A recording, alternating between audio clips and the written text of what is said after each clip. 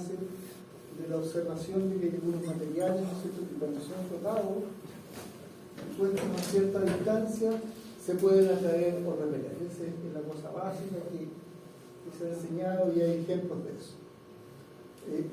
Y uno dice que están electrizados o cargados eléctricamente, y hubo toda una serie de experimentos que se establecieron en alguna época para establecer que había esencialmente algo que era una propiedad de la materia que se llamaba carga, ¿ya? Y que se pudo en algún minuto clasificar que existían cargas que eran de dos tipos, ¿ya? Se les dio nombre a eso, se las llamó positivas y negativas, ¿ya? Porque de alguna manera el asignarles un signo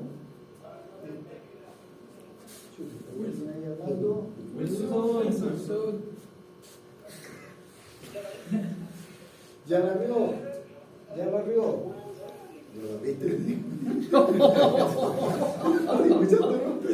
Está mandando a la señora el opresor. Ya pues. Va a haber parte. Le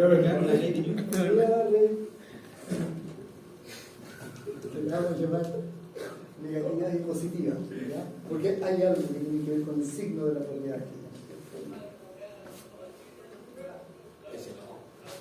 ¿Qué es lo que está hablando? Pero se puede silenciar, profe. ¿Qué? ¿Hasta silenciar no tiene que salir? No hay Porque el ratón, que ya no sé dónde está mi ratón, ahí está. Ir a los participantes.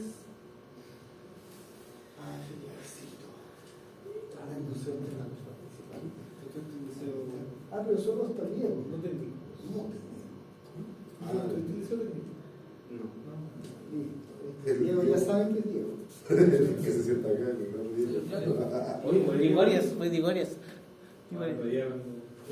mandando a Diego. Diego, entonces, ahora el que vivió esto fue el mismo Charles de Coulomb que hablábamos el otro día sobre las fuerzas de contacto. ¿Se acuerdan que Leonardo estableció unas leyes de la fuerza de contacto y esas fueron verificadas y puestas en términos matemáticos por Charles de Coulomb? Charles de Coulomb fue el que hizo estudios de la fuerza eléctrica de un par de cargas, consiguió cargar un sistema y ponerle una que se llama balanza de torsión, y en la balanza de torsión es una lámina delgada sobre la cual se lanza un rayo de luz y se puede medir la desviación de ese rayo de luz. Y dependiendo de la desviación, la fuerza elástica de torsión que se produce en la cinta. Y si uno tiene una medida de la fuerza, desviación tiene una medida de la fuerza, y entonces puede, teniendo un sistema de dos metales que están cargados, equilibrados, y le acerca un tercero que no se está acá, uno puede medir cuál es la fuerza de atracción en función de la distancia entre los objetos que están cargados con cargas de distintos signos. Entonces él estableció que la fuerza que se producía entre dos objetos, creo que hay una laminita de esto, era proporcional, es el factor de proporcional al producto de las cargas, cantidad de carga que hay en cada par de objetos, e inversamente proporcional al cuadrado de la distancia que los separa. Esta es la misma propiedad de la fuerza gravitacional entre dos masas, solo que la propiedad que no es masa, no es producto de las masas, es el producto de algo distinto, que son las cargas. Esta es una fuerza independiente de la masa de los objetos. Y esta constante que está aquí de proporcionalidad es una constante que tiene que estar porque uno tiene coulombs, aquí la medida con que se menciona la carga, y acá tiene longitudes, y acá a la izquierda tiene newtons. Entonces, tiene que haber un factor, ¿no es cierto?, que arregle las dimensiones. Así que ese factor lo vamos a llamar la constante de fuerza, se le separa la letra acá. Entonces, ¿esa es la fuerza de atracción? La fuerza de atracción o repulsión entre acá. Ya. Debemos analizar el tema del signo. Entonces, déjenme ver, y hay un aspecto del experimento Coulomb. Entonces, claro, el experimento Coulomb de alguna manera se pone el par de carga, ¿no es cierto?, a cierta distancia y se logra censar esa fuerza. Y lo que uno encuentra es que a mayor distancia, menos fuerza. Da con el inverso al cuadrado de la distancia. Y con el inverso al cuadrado, si ustedes están, por ejemplo, a 1 metro, tienen una cierta fuerza, por ejemplo, de valor 1, digamos. ¿Ya? Si se alejan a 2 metros, tienen la cuarta parte de la fuerza. Si se alejan a 3 metros, tienen un noveno, porque va con el inverso del cuadrado de la distancia. Entonces, cuando esto pasa de 1 a 2, el factor cambia de 1 a un cuarto. Y si uno pasa por R por 3, entonces cambia a un noveno. Y uno grafica esa fuerza, entonces decrece relativamente rápido con la distancia. Entonces eso lo estableció y lo midió muy bien Charles Coulomb. Y ahora la definición de carga, la definición original tenía que ver con un experimento de química, ¿no? Un experimento de disociación de un material que se separa en iones con cargas con un signo y cargas con otro signo. Y dependiendo de la cantidad de material que había y lo que se llama la masa atómica, que es una medida de cuántos protones y cuántos electrones hay en el material, se le puede establecer unas cuentas, y a una cierta cantidad de carga se le asigna una unidad que se llama Coulomb. Claro que Coulomb estableció el mecanismo. Ahora, los químicos tienen su forma de medir, y el experimento de Coulomb conecta su unidad con la forma de medir de los químicos. Pero la medición de los químicos original es un experimento químico, o sea, ellos tienen cantidad de materia medida en unidades de mol, una unidad propia de la química. Entonces, Coulomb establece esa primera característica, y en un poquito del Coulomb, un dibujo, digamos, un campo de dibujo, y la relación que tenemos en cuestión. Y aquí lo importante de esta expresión que aparece allí, que nos alcanza a ver el vector unitario que está tapando aquello, es que, claro, son vectores. Entonces, si R2,1 es el vector que va de la partícula 1 hacia la 2, ojo, yo sigo con esa declaración de que los índices se leen de derecha a izquierda. De sus dos índices, siempre mi escritura por lo menos de derecha a izquierda. Es como allá. La fuerza que siente el 2 de el 1 se relaciona con el vector unitario que va del 1 hacia el 2. Entonces, esa expresión que está allí, en la página anterior, tiene 2,1, R2,1, y aquí la distancia entre 2,1. Y la fuerza 2,1, el mismo de los. Entonces, la fuerza que siente el otro, la fuerza que siente el 2 dividido el 1, el F1,2, todo lo que tienen que hacer ustedes es cambiar los índices. Cambiar los índices significa cambiar de dirección. En vez de ir de 1 hacia 2 al vector unitario, ahora de 2 hacia 1. Así que resulta una fuerza que satisface el principio de acción y reacción. Mientras que aquí hacer un intercambio de dos números reales es conmutativo, ¿no? Entonces, ahora uno puede darse cuenta de que en esta expresión que está aquí, si Q1 y Q2 son cargas positivas, les puse módulo para que fuesen el mismo valor. Entonces, claramente Q1 por Q2 va a ser módulo al cuadrado. Lo mismo si son cargas negativas, menos módulo. Si uno lo multiplica, igual da un cuadrado. Así que cargas del mismo signo van a dar el mismo efecto. En este caso, el efecto va a ser de repulsión. Pero, si uno pone cargas de distintos signos, una con signo más, otra con signo menos, que aquí dibujé con el mismo signo que indica azul, aquí azul rojo. Entonces ahí uno tiene que una carga positiva, una carga negativa van a dar una cantidad que tiene un cambio de signo. ¿Sí? Cambio de signo significa que el vector unitario ahora lo tiene que multiplicar por menos 1. Por lo tanto, se invierte la dirección y una fuerza de repulsión ahora es la atracción. Y se satisface el principio de acción y reacción. Así que el producto entre cargas es el que explica, ¿no es cierto?, con esta propiedad del signo, explica o da cuenta matemática de la atracción y repulsión.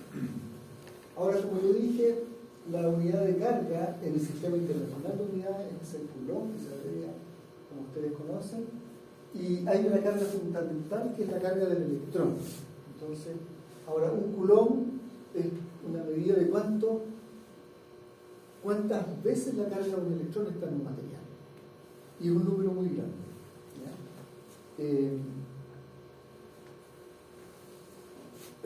la carga de un electrón es una cantidad muy pequeñísima, 1.6 por 10 a menos 19 coulombs. Eso, para ponerlo en términos más humanos, uno puede leerlo al revés, preguntarse cuántos electrones hay en un coulomb. Entonces, el cálculo más elemental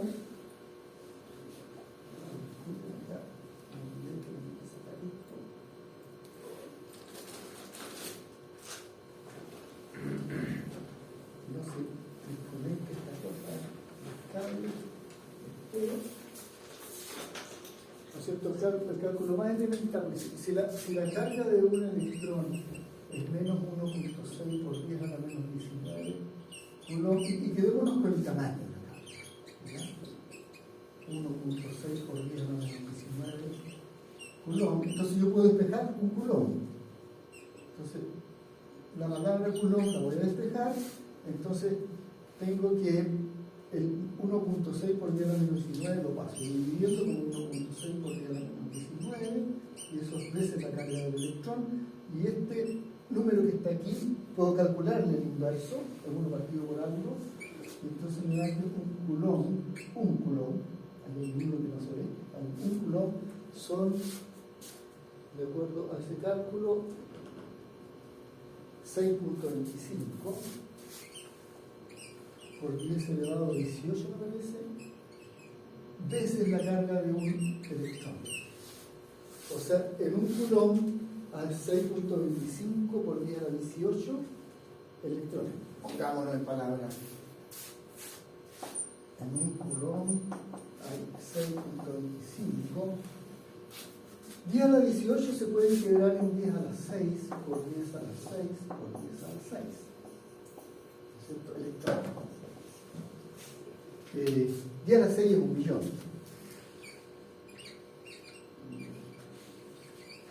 Esto sería 1 millón de millones. 1 billón. Un billón, no 1 millón de los gringos. Los gringos menos plata la hacen aparecer como más grande para decir que son millonarios. Para ellos el billón no es el producto de 1 millón por 1 millón. Para el billón para ellos es una cantidad más pequeña. Pero estamos hablando de nuestro billón. 1 millón de millones. Y aquí estamos hablando de otro millón más. Un trillón, que es 1 millón de billones. Eso en un coulomb, ¿no es cierto? Y cuando cruza de un lado a otro, ¿no es cierto?, un 6.25 trillones de partículas, nosotros decimos que ocurrió un ampere. Un ampere es un movimiento de una cantidad gigantesca de partículas. Pasan de aquí a acá, en un segundo. Son muchas, realmente son muchas. Si uno pudiera imaginarse en un cable, un mar de hormigas, eso queda corto.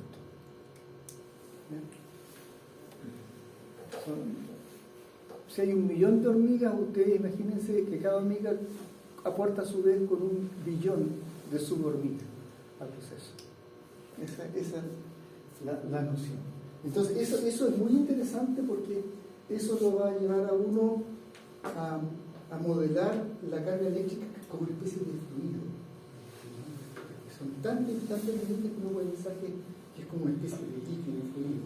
Tiene propiedades de ese tipo. Entonces tenemos esa cantidad. Ahora, en la magnitud de la carga eléctrica, que aquí la presentamos con 2 decimales para el electrón, es una cantidad que se conoce con altas más cifras decimales. Miren, la incerteza está en las 2 últimas cifras y es 53 más menos 14. Entonces tengo 1, 2, 3, 4, 5, 6, 7, 8 cifras significativas. Bueno, esta es una teoría extraordinaria. Conocer un dato con esa precisión es maravilloso. Ahora hay una teoría que se llama la electrodinámica cuántica que calcula esta carga con más precisión que todo esto. Este es el resultado experimental. Esta es la cifra que se conoce experimentalmente en forma actual.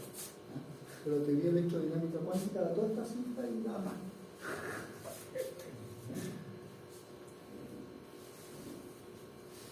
De todas las teorías físicas, la más precisa es el electrón. Eso es una cosa extraordinaria. Ahora, este caballero que se llama Millikan, Robert Millikan, hizo un experimento en 1909 y en ese experimento él puso a balancear en un aceite, se generan unas gotas microscópicas de aire y ahí hay una cierta cantidad de carga, entonces le aplica una diferencia de voltaje, puede generar una fuerza tal que la partícula acelere o se acelere y él controlaba el voltaje para que se estabilizara. Y entonces se dio cuenta de que se estabilizaban siempre que hubiera unos cambios muy específicos de voltaje. Y con eso el experimento demostró que las cargas eléctricas no venían, su valor no era continuo, sino que siempre era múltiplo de este valor, que es el tamaño de la carga del electrón. Entonces podría haber 2 veces la carga del electrón, 3 veces con signo cambiado, que si yo 10.318 veces la carga del electrón Por esos años, ¿cómo podían medir esos valores? En 1909 estaban siempre pensando porque ¿cómo podían evaluar qué instrumento tenían para eso? En 1909 un instrumento muy modesto, un material, ¿no es cierto?, tipo aceite, poniendo una cierta cantidad de carga, pero controlando un voltaje con relativa precisión, de tal manera que de repente el sistema fluía y de repente dejaba de fluir, de repente fluía y lo dejaba de fluir, y podía balancear, pero se daba cuenta que si hacía un giro muy preciso y después hacía un cambio de voltaje del mismo tamaño, entonces volvía a tener equilibrio. Y entre medio no. Y no tenía equilibrio porque la fuerza eléctrica la tenía que compensar contra la fuerza de gravedad. Y entonces podía calcular que los cambios se debían a que la carga era exactamente un múltiplo entero de algo. Tienen que buscar el detalle, digamos, en Wikipedia, experimento de Millikan, para que vean cómo es el setup. Acá en Chile, que en 1909 estamos terminando la guerra. No creas, aquí ya había una buena ingeniería en 1909. Lota que tenía electricidad. En 1900, sí, pues ahí fue la primera hidroeléctrica de América, para eso. Hay cosas que son más extraordinarias en física. Piensa tú que Maxwell en el 1800 y tanto y estableció las ecuaciones del electromagnetismo, obtuvo la velocidad de la luz por primera vez, estableció que las ecuaciones del electromagnetismo daban como consecuencia una de las soluciones del electromagnetismo eran ecuaciones de onda que se propagaban a la velocidad de la luz. Y conectó el electromagnetismo sin haber hecho ningún experimento. Tenía los resultados de Faraday, además. Con las placas de luz. Profe, aquí está, claro, pero él usaba un microscopio. Tenía microscopio. Era como Sí. una cosita y Sí. aquí está. No, porque Léanlo porque es muy interesante. Son experimentos muy ingeniosos. Antes tenían más tiempo o eran más inteligentes los viejos. crean. No había tele. ¿Cómo podía haber gente tan inteligente en esos años? Y ahora que estamos como en la era moderna. Si lo sigue habiendo, las herramientas son más sofisticadas, pero sigue habiendo gente tan inteligente como Recuerda que en tiempos difíciles pero cierto, gente con otra disposición de tiempo. Además, Maxwell era una persona que tenía esta plata. Y eran jóvenes, ¿no? Para los 18, 19 años. Claro. Estaban. Yo no sé muy bien a qué edad hizo esto, pero esto lo hizo relativamente mayor. La La esposa de Maxwell hizo de secretaria de él para todas estas cosas. Tenían tiempo para el arte. Pero lo que dijo usted, profe, es bastante importante también porque ellos eran gente que podía estudiar. Claro, tenía. Pero Faraday era una persona muy humilde. Faraday es una persona que vino desde el punto de vista económico, bien de abajo. Faraday es notable. Faraday es una persona que en su edad madura se enfermó de Alzheimer, tenía problemas de memoria y anotaba todo para el día siguiente acordarse. Y a pesar del Alzheimer, siguió haciendo experimentos y siguió publicando sus resultados porque trabajaba para que no se le olvidaran las cosas. Pero con Alzheimer, y nosotros los normales estamos todos jodidos buscando. ¿Serio? Ya, sigamos. Entonces, la otra cosa que se estableció en esa época es que la carga eléctrica total de un sistema cerrado puede moverse del lugar, pero el total de carga no cambia. Es una cantidad conservada. El total de carga, esa otra propiedad interesante. Entonces, siempre la carga viene en múltiplos enteros de la carga del electrón. Eso hasta el día de hoy. Hasta el día de hoy se conoce así. Ahora, en la naturaleza se encuentran partículas libres que no tienen carga más pequeña que esto. No hay cargas que tengan un cuarto de la carga del electrón, libres. Hay unos objetos que se llaman los quarks, se supone que tienen un tercio de la carga del electrón, pero nunca están libres, siempre están en tríos. ¿Ya? Siempre están formando un objeto más complejo y son tres de ellos. De tal manera que las cargas que tiene cada una de ellas siempre suman la carga del electrón. Nadie ha podido separar un quark, sacarle un quark a una partícula elemental, como va a tener un tercio de la carga del electrón. Y teóricamente se establece que lograr romper una partícula para que los quarks salgan separados de ella se necesita carga infinita, o sea, energía infinita. ¿No se supone que eso crea una explosión? No, uno necesitaría meter ahí, para romper esa partícula fundamental, uno necesitaría meter energía infinita. Porque después podemos hablar, el potencial de ella crece con la distancia. Entonces, mientras más se separan, más grande el potencial y por lo tanto más energía se necesita. Eso es lo que postuló el sacerdote que dijo sobre la teoría del Big Bang, ¿no? No, ese otro caballero. No, pero eso, él postuló eso porque el cúmulo de protones supuestamente reventó y causó. Yo lo que sé es que en la teoría de partículas elementales, los quarks entran con un potencial que crece con la distancia. Entonces, cada vez que las alejas más, te cuesta más energía, y mientras más lejos, más energía y más energía. Es contrario a lo que pasa en la energía eléctrica, tú las alejas y el potencial disminuye. Ahora, ahí hay tres partículas elementales, electrón, protón y neutrón, con su correspondiente carga. El neutrón supone que es neutro y con su correspondiente masa. Fíjense que entre el protón y el neutrón la masa es muy parecida, diana menos 27 kilogramos, y ahí tenemos un punto 6725 y el otro un punto 6748. Esta tiene un poquito más de masa que esta. ¿Ya? Y lo que ocurre es que un neutrón libre tiene un tiempo de vida corto, de unos pocos minutos. Pasado ese tiempo, la partícula espontáneamente se rompe. ¿Ya? Y se rompe en un electrón y un protón y algo más. Algo que se lleva a otra propiedad. Pero no importa eso, ya. Conservación de momentos naturales. Se lleva una propiedad que está aquí. Es una partícula de masa nula, que se llama neutrino, y se lleva una propiedad.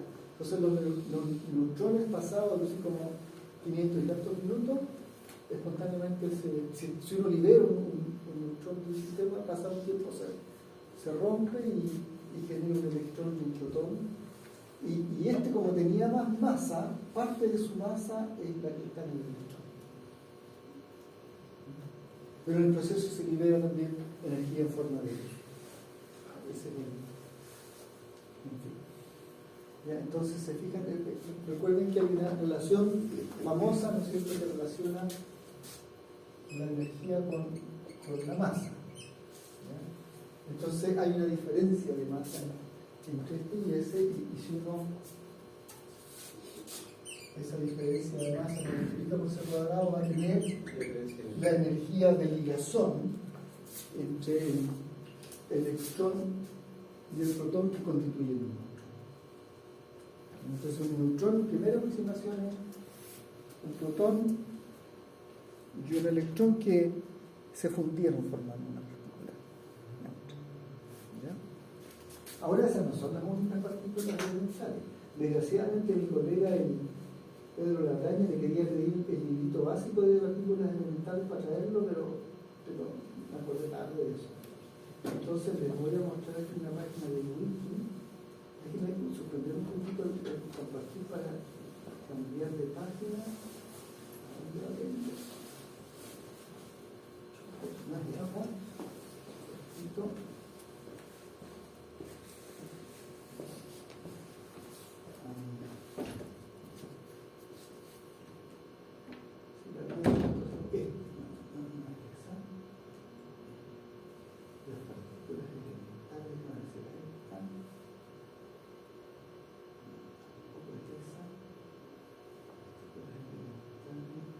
Es una tabla. ¿Dónde la dije?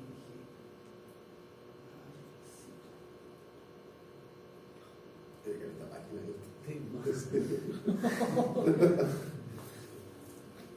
¿Dónde está un archivito de entre tanta cuestión? pues no hace ningún 95. No sé, ya lo que hagamos una búsqueda. Wikipedia, tabla de partículas. Entonces, una vez que cargue esa página, voy a volver a compartir para su compañero que está ahí.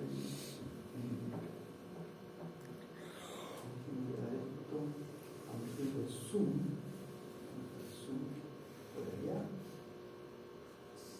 Y ahora que tengo eso, déjenme acá, volver a compartir, pero en la pantalla completa. Para que vean. Entonces, ahí tienen una lista con algunas de las partículas elementales. Fotón, bosón W, bosón Z, gluón, gravitón, bosón de Higgs, pión cargado, pión neutro, un caón neutro, un caón corto, un caón largo, la beta, la prima, el rho neutro, el omega, el Bingo. de cargado, el de neutro. Unas pocas. Algunas de estas tienen una vida larga y muy corta, 10 a la menos 8 segundos. Y pión son 10 a la menos 16 segundos. Otras tienen una vida más larga. El electrón, por ejemplo, ¿qué dice la vida? No dice nada de la vida. Pero profesor, eso es prácticamente exacto. Hay muchos resultados experimentales. Pero entonces algunas de estas partículas tienen una vida relativamente larga. Un electrón, por ejemplo, tiene una vida muy larga. El protón también, pero el neutrón no. El neutrón tiene una vida media corta, unos 500 y tantos minutos, ¿ya? Libre.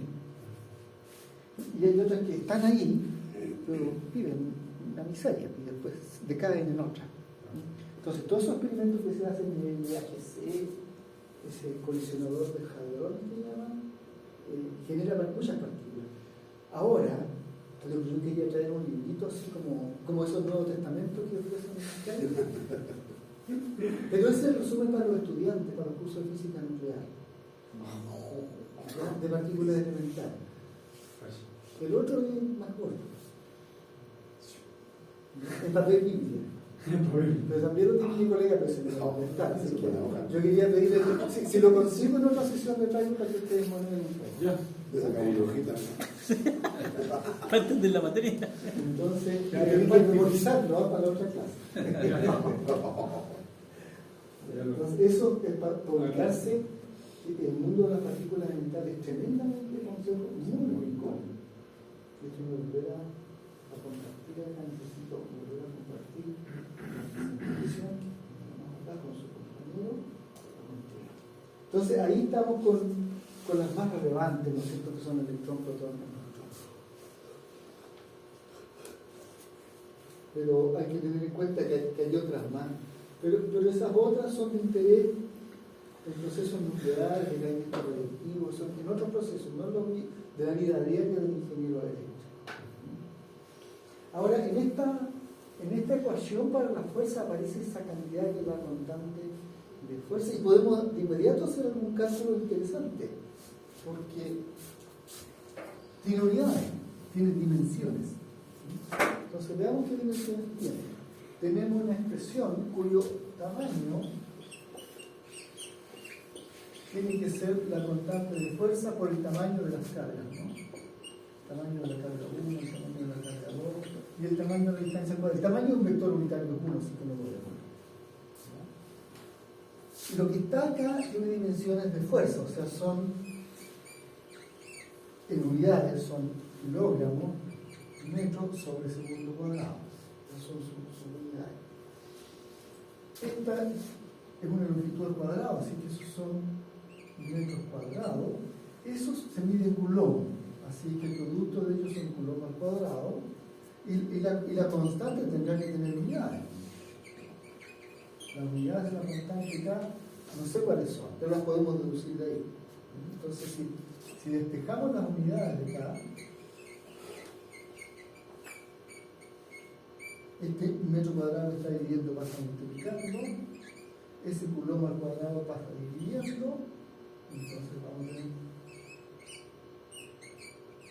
que las unidades de la constante K son kilogramos por metro cúbico dividido por coulomb al cuadrado y segundo cuadrado.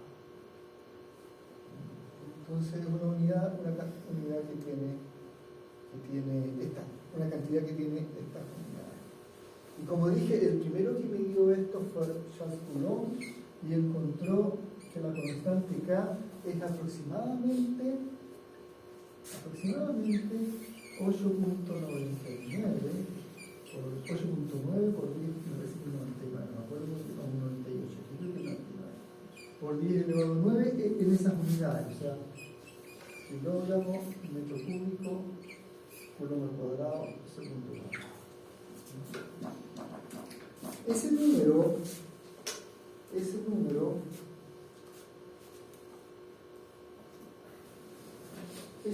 no se le haría así.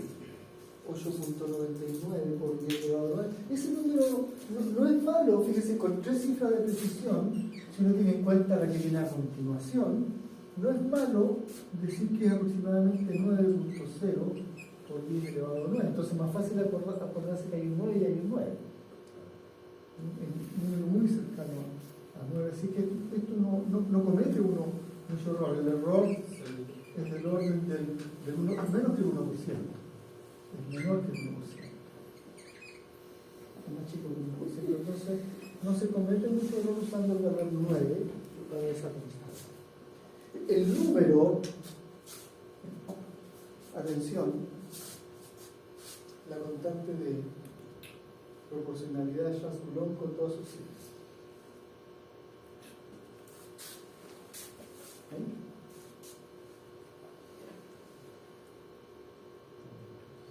Con todas sus cifras, ojo, exacto.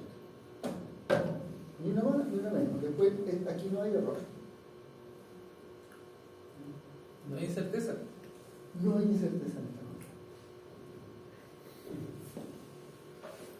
Porque aquí el truco es redefinir la constante de acuerdo a la cosa teórica y ajustar después al revés las otras cantidades.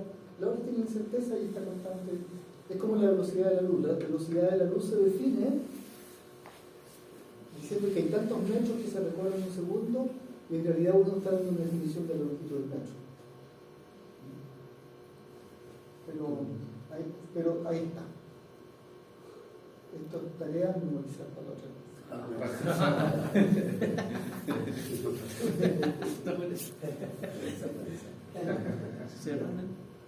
9 nomás. Esa precisión Cinco, por que cinco. el resultado Por se 5 saca. décimas. Ahora que está con la prenda. Wow. Tiende a... También se pueden hacer estas cosas porque la teoría es tan refinada que puede calcular mucho. Algo que se llama cromodinámica cuántica, la que da cuenta del detalle de todas las cosas. El electromagnetismo es una variante de eso. Entonces ahora esa constante, si bien uno la tiene allí en la expresión para calcular el valor de la fuerza, pero lo que conviene más es usar esta que ustedes conocen probablemente, epsilon 0, de defensa, la permitividad dieléctrica del vacío.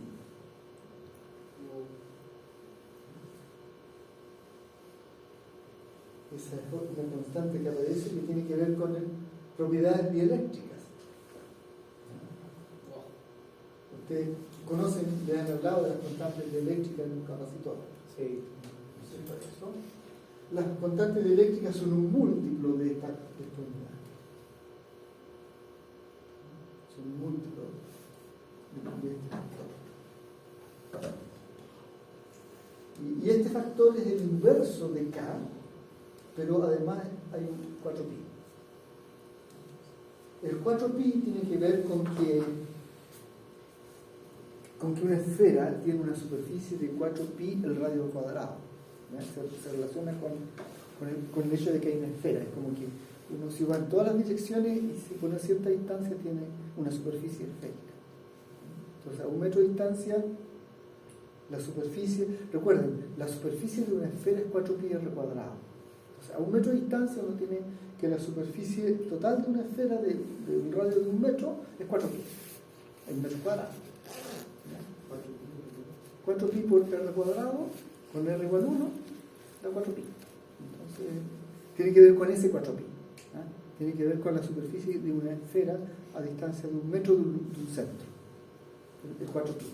Pero no nos preocupemos de eso. Eso es un factor que es conveniente después para estudiar algo que se llama campo eléctrico.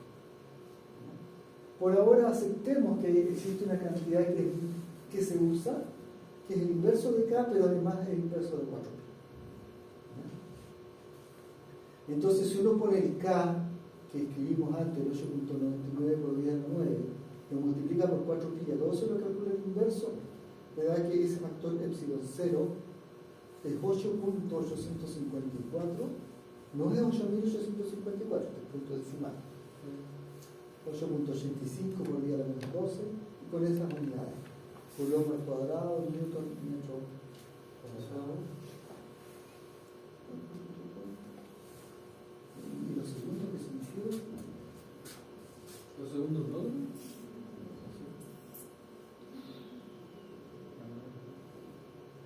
Porque está en Newton. Estoy absorbiendo kilogramos y metro y segundo cuadrado en Newton. Claro. Si absorbemos acá kilogramos metros sobre segundo cuadrado, vamos a tener Newton metro cuadrado sobre Coulomb al cuadrado, ¿no?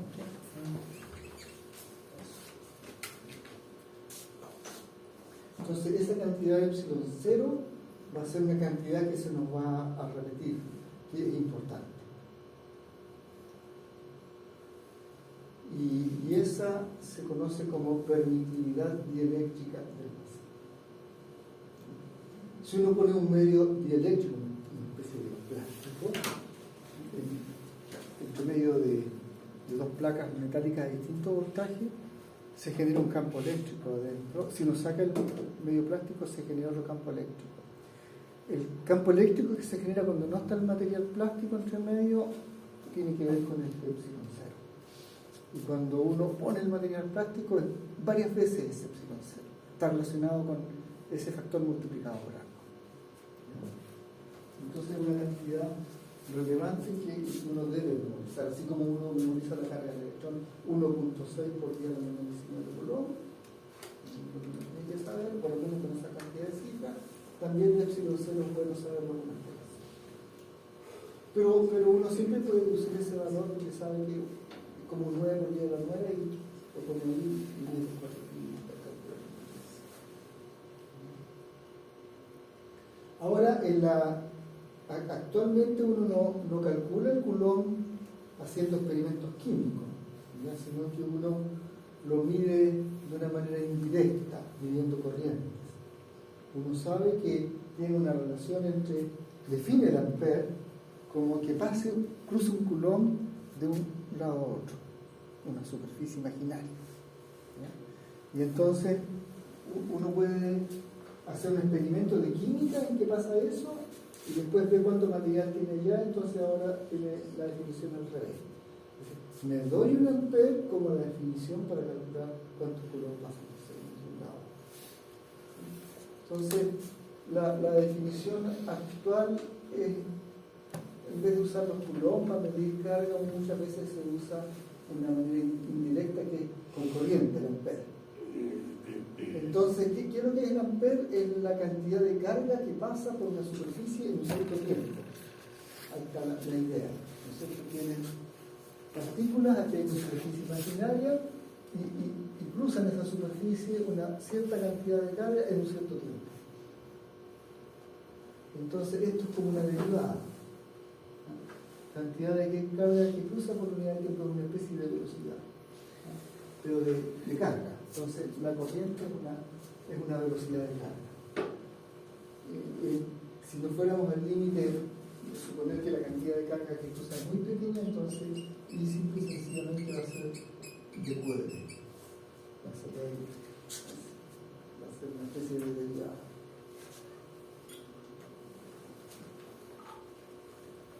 Así es que lo que uno tiene es que un ampere, siendo un Coulomb, significa que hay 6.25 trillones de electrones que pasan desde este lado al otro en un segundo. En un segundo. 6.25 trillones de partículas. Otra cosa que vamos a ver más adelante es que, contrario a lo que la gente cree, muchas veces la gente cree que estas partículas se mueven a la velocidad de la luz en el interior del cable. No, van más lentos que una tortuga. Van tan lentos como una babosa. La velocidad es bajísima. Los electrones son muchos, sí. Ahí está la superficie. Pasan así de un lado para el otro, pero son trillones. Se puede calcular la velocidad con que se mueve y lo vamos a hacer en un minuto y es muy baja. Y lo que ocurre es que es como tener una fila de soldados, ¿ya? Una línea muy larga, ¿no es cierto? Y que van marchando a su ritmo lento, pero de repente se cayó el último de atrás y empujó al de adelante, que empujó al de adelante, que empujó al de adelante, que empujó al otro. Y ese proceso, el proceso de caerse y empujar es muy rápido. ¿Ah? Es como cuando uno ve, ¿no es cierto?, dados de dominó, ¿no es cierto?, que los ponen y le dan un empujoncito y se mueven. Ese proceso es muy rápido. Ese proceso es una velocidad cercana a la de la luz dentro del material, un poquito más baja, pero cercana a la de la luz. Es la velocidad de propagación de la onda, el cambio de carga que hay en una región. De repente las partículas se acercan, hay un incremento local de la cantidad de carga por unidad de longitud, y después eso se relaja y al otro lado se produce un incremento, y ese incremento es el que se propaga muy rápido. Entonces, cuando uno mueve un electrón para iluminar algo, la realidad es que hay allá en algo, en algún lugar, ¿no es cierto? Alguien que empujó a otro, que empujó a otro, que empujó a otro, que finalmente terminó empujando porque empezó. Ese proceso de transmitir el movimiento es muy rápido, pero el electrón es rápido, todavía es tan rápido hasta una eternidad. Cuando llegue aquí, no sé si a lo mejor la vida en la Tierra ha terminado ya, no lo sé. ¿Sí? O sea, no sé cuántos años van a pasar, si tomamos a esa velocidad de tortuga y calculamos la distancia hasta acá, pueden pasar cientos de años. Profe, pero se supone que hay una frecuencia en... Espérate, estoy suponiendo corriente continua. Si fuera corriente alterna nunca va a llegar. Pues, Claro, porque cambia de dirección. Está para allá, está para acá, está para allá, está para acá, es una pequeña distancia.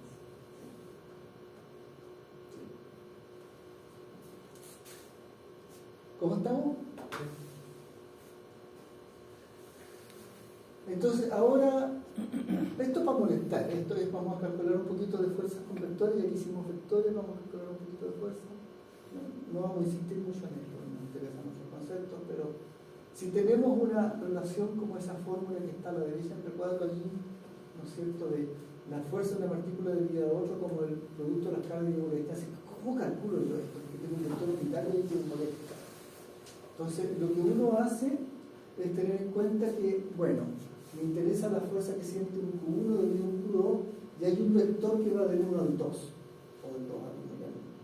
Entonces aquí tengo el vector R2, el vector R1, el vector R2 apunta a la partícula R2, el vector R1 apunta a la partícula R1. ¿Se acuerdan cuando ponía dos vectores partiendo del mismo lugar y los hacía diverger? Lo que uniendo los extremos teníamos la resta, R2 menos R1. El tamaño de la resta es la distancia. El tamaño de este vector es la distancia entre ellos, es lo que está allá abajo.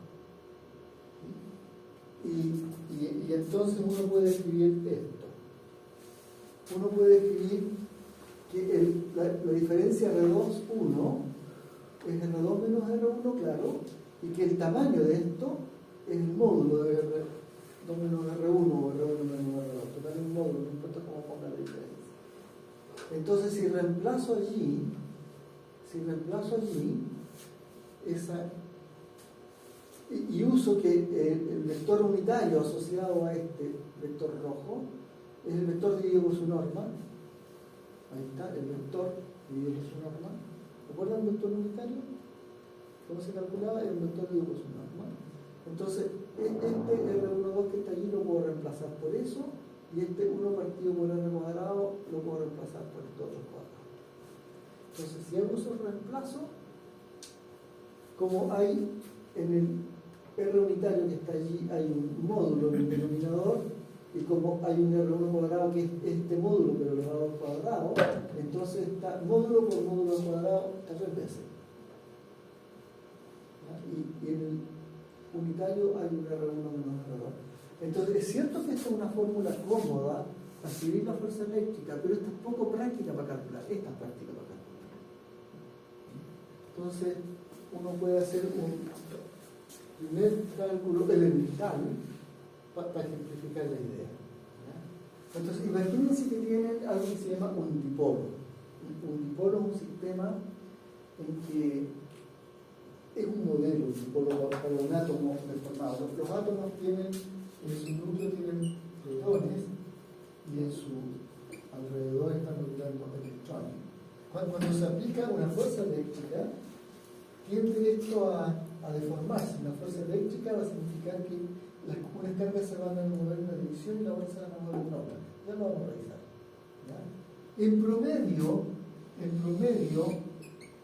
las cargas positivas van a ir para un lado y las cargas negativas van a estar mucho tiempo pasando en esa región.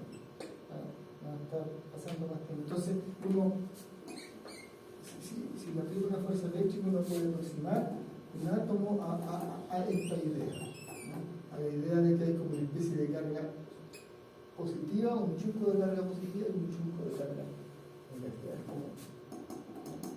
Porque en esta región pasa poco tiempo, en esta región pasa mucho tiempo, ¿no?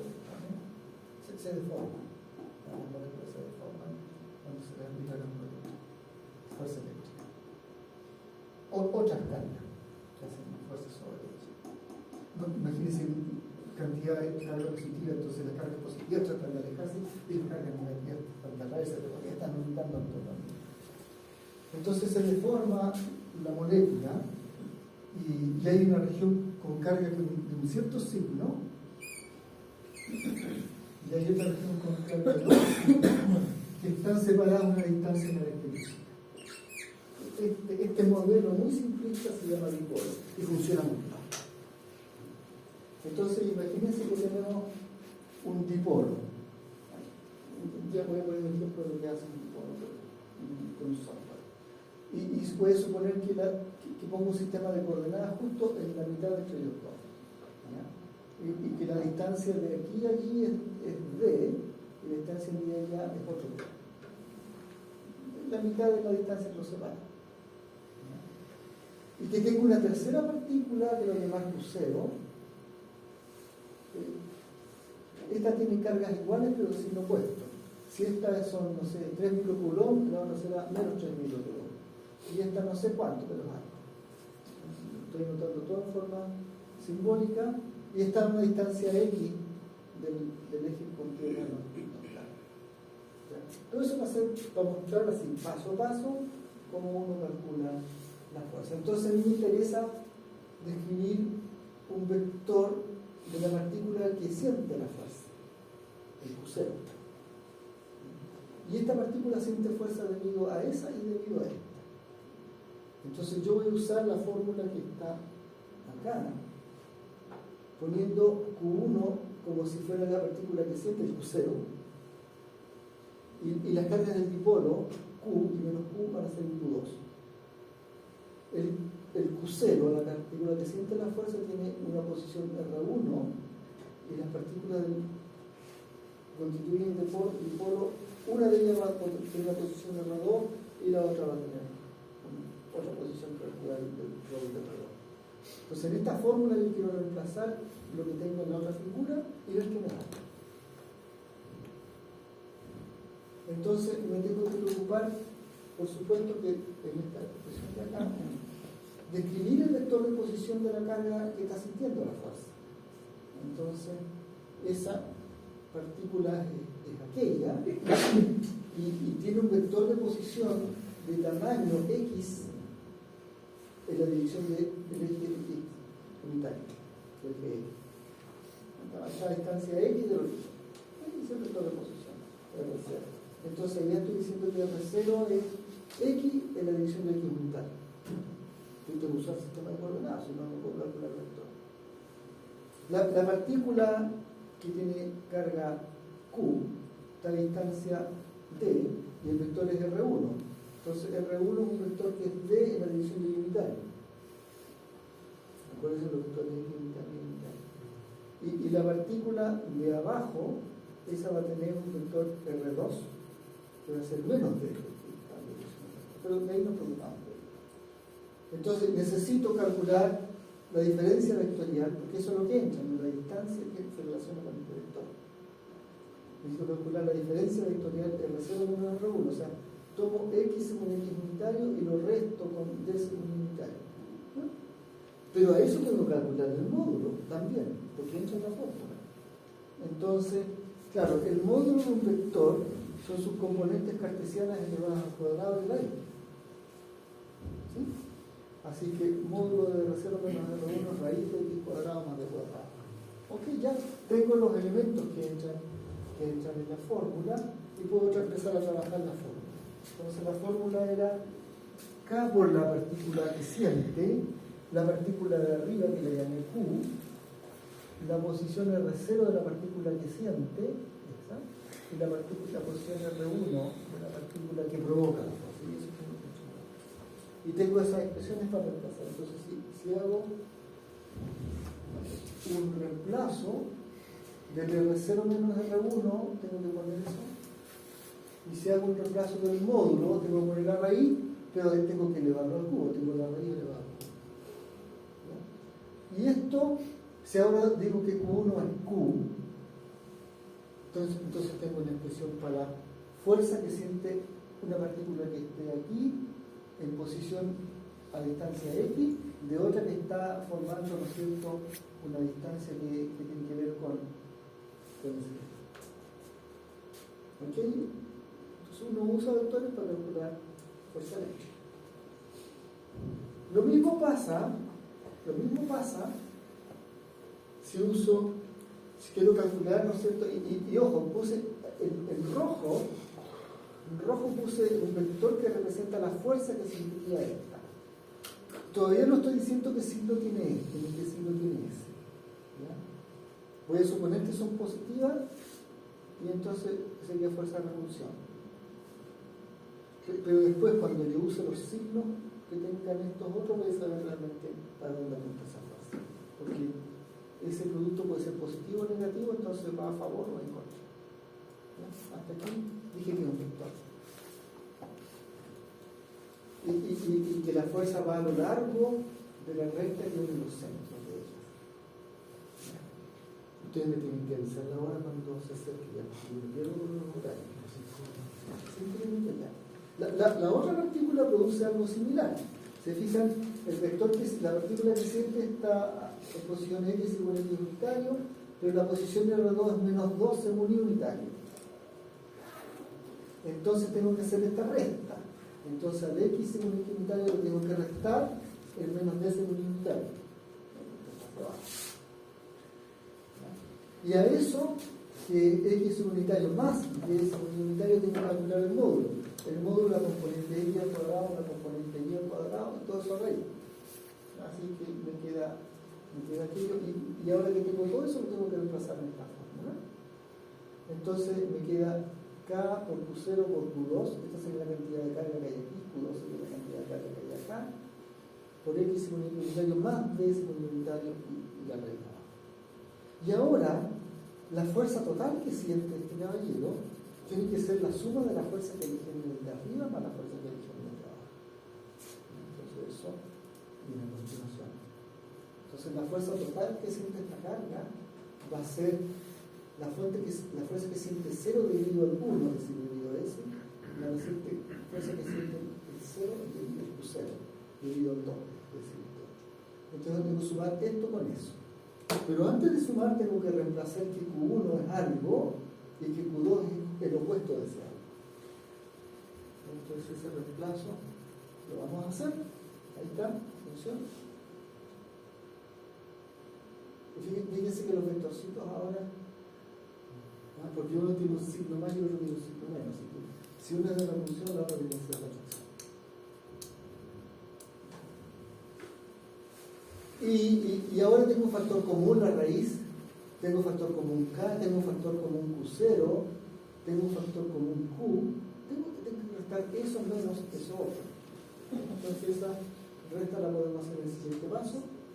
Sacamos factor común Q0 por Q, la raíz al cubo, la constante K, y me queda X según X unitario menos D, restado con X según Y unitario más D según Y. Y fíjense que en esta resta de aquí, este término que está allí se cancela con ese. Pero este menos D según Y se va a sumar con menos D según Y que está al otro lado. Y entonces la suma, los X desaparecen en ese paréntesis corchete que está allí, que no se alcanza a ver lo que cierra acá. Problemas de la presentación, cada show, eso se va a reducir a menos 2 según Y unitario. Y entonces toda esta fuerza, esta suma de estos dos vectores, ahora apunta en la dirección perpendicular, apunta a lo largo de este eje. La suma de esos dos vectores va a apuntar, y apunta contra Y unitario, fíjense, menos Y unitario, apunta hacia abajo. Entonces, el resultado de tomar esa fórmula y el factor menos 2D lo voy a pasar multiplicando allí.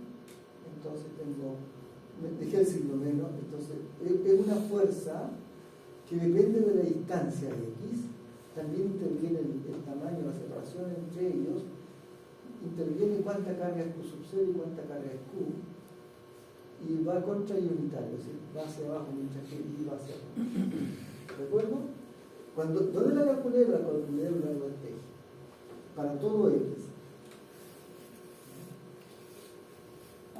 Déjenme ahora pasar para ilustrar un poco más eso antes de terminar la clase. Déjenme pasar a mostrar la página web que tengo acá, esperando.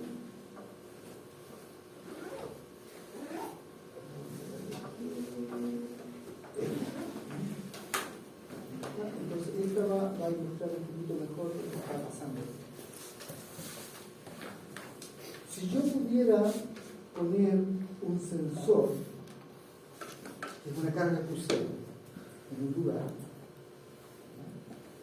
y pudiera poner una carga Q en un cierto punto, y una carga menos Q en otro punto, yo podría censar la fuerza que experimenta esta carga. Miren, ese vector rojo representa la fuerza que acabamos de calcular y depende de la distancia X al eje que une las dos cargas. Pero lo que yo hice fue un cálculo, ¿no es cierto?, para el valor de la fuerza a distancia, a medio camino, a lo largo de eje X. Pero uno se da cuenta que este cálculo no lo podría extender para otro lugar del espacio. ¿Ya? Y entonces, ustedes se dan cuenta que las flechas en blanco es como una representación de la fuerza que sentiría una carga, por lo menos en la dirección, en esta gráfica. El tamaño de la fuerza está representado por cuán blanco es el vectorcito de color blanco, mientras más oscuro, más débil. En esta región el vector en rojo es casi nulo, pero caracteriza porque es más intenso. Pero siempre va en dirección hacia abajo, ¿sí? Por lo que está. En este caso, pero si yo me voy para acá, tiene otro tamaño. Pero por lo menos a lo largo de ese eje, es la izquierda hacia abajo, que fue el cálculo que hicimos. Entonces cuando uno, voy a sacar el sensor, cuando uno pone fuerzas, una carga negativa va a generar en torno a otra carga una fuerza. Si el sensor es positivo, ¿no es cierto?, el crucero que está sintiendo es positivo, va a sentirse atraído. Y a la misma dirección va a tener el mismo tamaño de fuerza, solo que es hacia donde dirige, ¿no? Y a más lejos disminuye con el cuadrado de la distancia. Así que tiene esa posibilidad.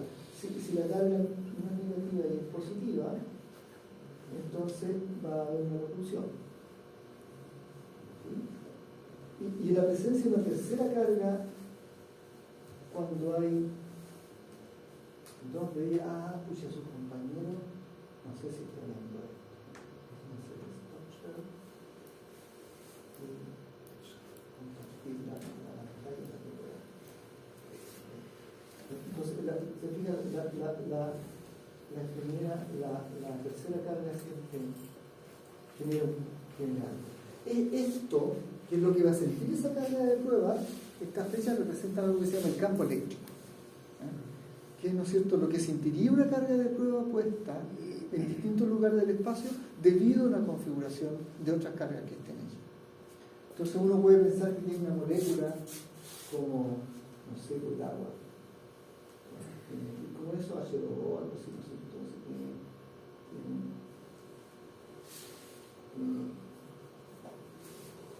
tiene electrones y protones, en fin. Voy a poner ahí una configuración de ese tipo. Entonces tiene dos cargas del mismo signo, otras, y tiene una especie de distribución polar, en el sentido de que hay una región con carga de un signo y otra región con carga de otro multipolar. Pero no es tan así. El agua tiene, esto se repite, ¿no? Entonces tiene una especie de que tiene una altura como 120 grados, ¿no? Y genera un campo eléctrico en su entorno,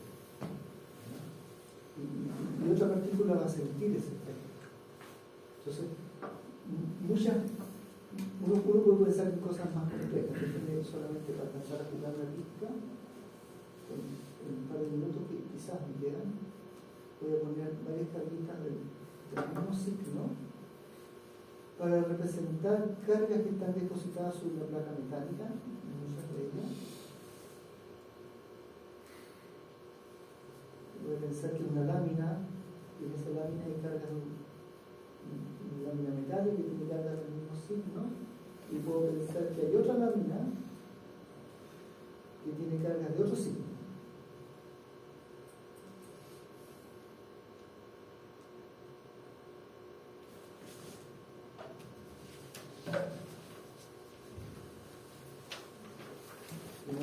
alargada con carga de un signo, una área alargada con carga de otro signo. Y ustedes ven que en el interior se genera un campo eléctrico muy homogéneo, muy parecido. Y afuera, si uno aquí no puse suficientes cargas, pero si pongo más carga, eso termina con un campo eléctrico intenso en la región intermedia y un campo eléctrico muy débil afuera. Mientras más cargas ponga, más intenso al medio y más débil afuera. ¿Ya? Y ese es un modelo para lo que llamamos un condensador. Un par de placas metálicas que tienen una cantidad de carga de un signo en un lado, una cantidad de carga de otro signo en un lado, con un campo eléctrico muy intenso. ¿Ya? Y resulta que crear ese sistema a uno le costó una cierta cantidad de energía. Y después uno puede conseguir, almacenó energía. Después uno puede conseguir que las cargas que están en esas láminas, sacarlas de allí. ¿No es cierto? Se pone un cablecito que las conecta, qué sé yo. Y, en fin, por ahí vamos. Entonces, el modelo básico del condensador que vamos a revisar en la próxima sesión. Que estén muy bien. Chao, Diego.